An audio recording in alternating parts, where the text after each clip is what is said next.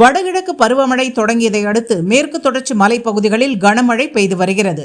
இதனால் தேனி மாவட்டத்தில் உள்ள வைகை அணை நிரம்பி வருவதால் வினாடிக்கு 1000 கன அடி வீதம் தண்ணீர் திறந்துவிடப்படுகிறது. இதனால் வைகை ஆற்றின் கரையோர பகுதிகளில் வெள்ள அபாய எச்சரிக்கை விடப்பட்டிருக்கிறது.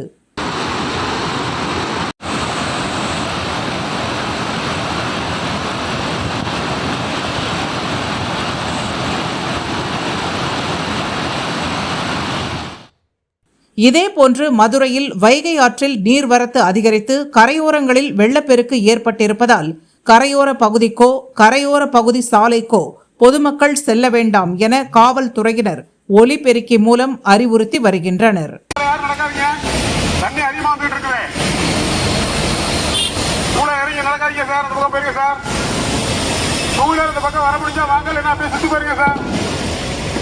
தண்ணி அதிகமா இருக்குது, உள்ள வந்து சிக்கிக்காதீங்க, பக்கம் போயிருங்க.